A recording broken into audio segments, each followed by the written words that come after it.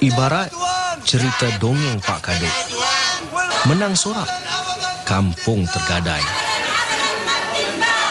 Itulah yang sedang berlaku di Asia Barat sejak dulu sampai sekarang. Negara-negara Islam atau masyarakat minoriti di negara bukan Islam bersorak, berarak, melaum, memberontak, mengutuk keganasan, mencela kekejaman atau apa saja istilah yang sesuai untuk menggambarkan kedajalan Yahudi terus memusnahkan Gaza dengan peluru-peluru berpandu, peluru meriam dan segala macam lagi peluru buatan Amerika. Mereka lancar serangan dari udara, laut dan darat. Mereka musnahkan apa saja yang masih berdiri tegak di bumi Gaza. Ketua-ketua negara Islam pula sibuk bersidang, berdialog dan bermesyuarat dengan desakan supaya Pertubuhan Bangsa Bersatu PBB sekat kegilaan Israel yang sedang mencakar bumi Gaza menjadi lautan darah. Sebaliknya, PBB yang dikuasai Amerika melakukan sebaliknya. Kuasa veto Amerika menghalang semua usaha damaikan Asia Barat. Yahudi pantang dikecam. Kekejaman Israel pantang dilarang. Amerika sebagai abang besar akan menghalang semua usaha ke arah itu. Pertubuhan negara-negara Islam bukan tidak tahu perkara itu. Liga Arab sudah banyak pengalaman usaha mereka digagalkan Amerika. Tetapi, tidakkah ada cara lain bagi mereka bertindak balas terhadap kedajalan Israel kalau benar-benar sayangkan Palestin? PBB bukan lagi badan yang relevan untuk mengadu nasib buruk yang menimpa negara Islam. Kalau OIC dan Liga Arab gagal dalam semua usaha mendamaikan Asia Barat, bolehkah kita harapkan The Quartet atau The Troika yang diwakili negara-negara Kesatuan Eropah melakukannya? Nampaknya bagaikan jauh panggang dari api. Dalam masa negara-negara Islam asyik berbincang dan bersorak marah dalam tunjuk perasaan anti-Israel, Yahudi terus mengumpul kekuatan, mempersiapkan para sukarelawan membantu askar-askar yang sedang mengganas di seluruh Gaza. Mereka belum berpuas hati dengan kematian hampir 1,000 masyarakat Palestin. Mereka tidak peduli kebanyakan yang mati kanak-kanak yang belum mengenali kejahatan mereka. Mereka bagaikan sedang melakukan proses penghapusan etnik. Mereka bagaikan mahu melihat tidak ada lagi manusia Palestin di semenanjung Gaza. Mereka musnahkan sekolah dan masjid dengan alasan menjadi tempat persembunyian pejuang Hamas. Proses yang sudah berlanjutan begitu lama. Dulu mereka bunuh pengasas dan pemimpin spiritual Hamas, Syekh Ahmad Yasin. Tidak ada bantahan. Mereka bunuh pula seorang lagi pemimpin kanan Hamas, Abdul Aziz Rantisi. Juga tiada bantahan.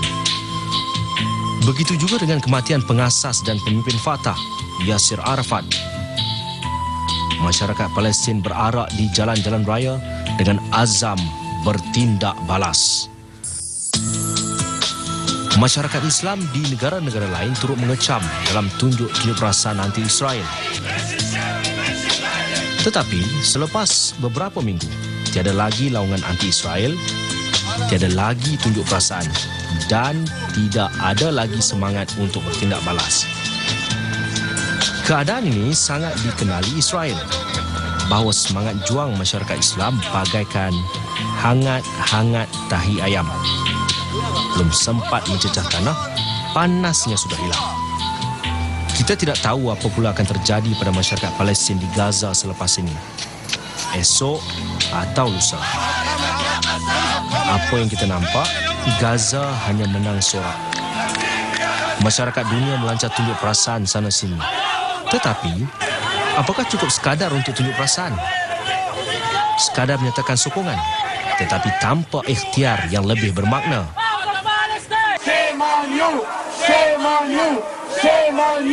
Perlukah masyarakat Islam bergantung pada keputusan PBB yang sudah tidak relevan atau OIC yang sudah hilang kejantanan.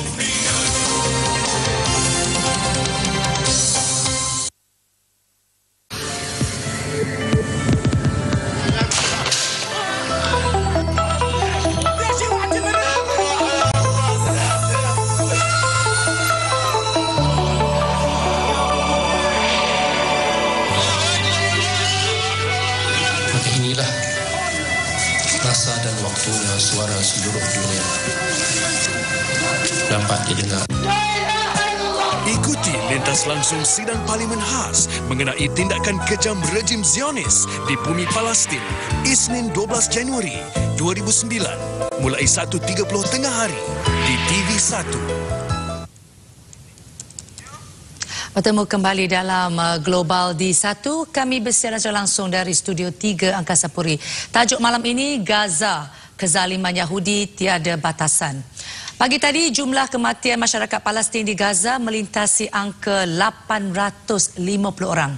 Israel dapati menggunakan senjata yang diharamkan, peluru white phosphorus atau asid fosfonik yang boleh membunuh atau menyebabkan penyakit yang membawa maut. Malaysia menyertai masyarakat dunia mengutuk dan mengecam keganasan Israel serta kedegilan mereka mematuhi resolusi Majlis Keselamatan PBB. Malah resolusi diluluskan Jumaat lalu itu dianggap tidak adil dan tidak tegas. Jadi Prof, tanya sikit, Prof, mungkin kita boleh berkongsi pengalaman Prof di Gaza dan Rafah tahun lepas. Boleh Prof ceritakan pengalaman di Gaza?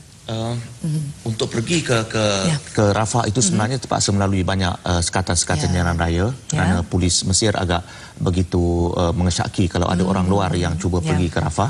Kami tidak sampai ke Rafah, sampai ke Arish dan seterusnya hampir sampai ke Sepadan, tapi tidak boleh sampai ke kawasan Sepadan.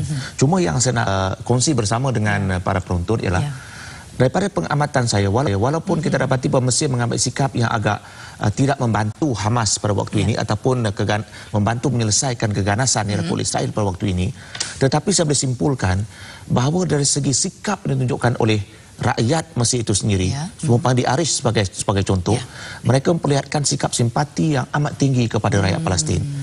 Tetapi ini satu perkara yang harus kita bezakan, bahawa terdapatnya perbezaan dari sisi sikap antara rakyat dengan pemerintah. Umpamanya pada hari ini kita dapat melihat ribuan menunjuk perasaan hampir setiap minggu. Itu menunjukkan bahawa dari sisi sikap rakyat mereka bersimpati. Tetapi pemerintah dengan perhitungan-perhitungan yang sebagainya amat pro Amerika ataupun kerana ada hubungan dengan Israel menyebabkan mengambil sikap yang tidak memperlihatkan kecenderungan untuk membantu rakyat Palestin yang sedang menderita di Gaza pada waktu ini. Jadi apa kesannya Prof kalau demonstrasi berpanjangan begini? Bagaimana Prof? Ini merupakan perkara yang dikhawatiri. Kalau kita lihat apa yang berlaku di Lebanon 2 tahun yang lalu, antara faktor-faktor yang disebut kenapa peperangan itu terpaksa dihentikan kerana sudah terlihat pada waktu itu kegelisahan umat Arab. Dan pada waktu ini kita lihat umpamanya tunjuk perayaan terbesar pernah diadakan minggu lalu di Rabat umpamanya. Dan pada minggu ini tunjuk perasaan besar-besaran diadakan di Amman sehingga terpaksa disuraikan oleh polis. Dan juga tunjuk perasaan yang melibatkan hampir semua bandar-bandar besar di Mesir. Bagi negara-negara Arab, mereka khawatir tunjuk perasaan ini walaupun manifestasi kepada kemarahan kepada Israel ataupun keganasan yang berlaku, tetapi dikhawatiri ini akan diarahkan kepada rejim yang memerintah. Kalau itu berlaku, ia boleh menyebabkan berlakunya perubahan rejim. Seperti saya sebutkan tadi, pada tahun 1948 apabila dibentuk negara Israel, timbulnya kegelisahan di kalangan rakyat Mesir sehingga mewujudkan satu peristiwa iaitu rampasan kuasa 1952.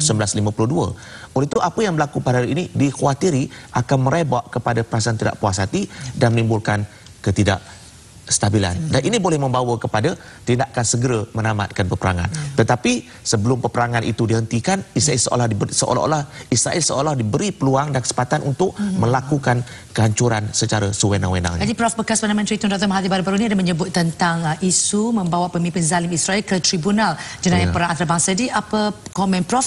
Mampukah Malaysia menjadi kuasa pendesak supaya pemimpin Israel diheret ke mahkamah berkenaan? Saya nak sebut dahulu bagaimana sikap dunia terhadap kezaliman yang tidak berperi kemanusiaan ini. Sekali lagi kita melihat bahawa bangsa-bangsa bersatu mempunyai sikap yang berpihak. Umpamanya apabila berlakunya peristiwa Darfur, Omar Bashir dipersalahkan dan beliau cuba dibawa ke tribunal antarabangsa. Kita melihat bagaimana peristiwa Lockerbie tahun 1980-an sehingga membawa kepada embargo ekonomi ke atas Libya. Kita melihat bagaimana isu berkaitan nuklear Iran, juga Iran terpaksa menerima sekatan dan juga tindakan masyarakat antarabangsa. Dan yang paling tragik dalam sejarah dunia, bagaimana Iraq pada zaman Saddam Hussein dituduh menyimpan senjata berbahaya, tetapi sebenarnya dapati tidak berlaku. Oleh itu di sini kita dapat melihat, mampukah Malaysia mendesak? Ternyata kalau rekod dunia itu buktinya ialah bahawa kalau negara itu negara Islam, tindakan itu segera. Tetapi Israel seperti saya katakan tadi, kalau sudah 40 resolusi tidak dihormati, saya tidak yakin bahawa mereka akan mampu dibawa ke mahkamah antarabangsa. Saya nak sebut di sini bagaimana Ariel Sharon pernah dituduh terlibat dalam pembunuhan di Syabran dan Shatila. Hingga ke hari ini, ketika beliau hampir maut pun masih belum lagi ada ura-ura untuk membawa beliau ke tribunal mahkamah antarabangsa. Prof, kita akan bincang sebentar lagi, Prof. Jadi mengenai OIC, ramai bertambah yakin pertubuhan negara-negara Islam itu tidak bertaring. Jadi kita ikuti pendapat mereka yang mendalami isu Asia Barat. Silakan.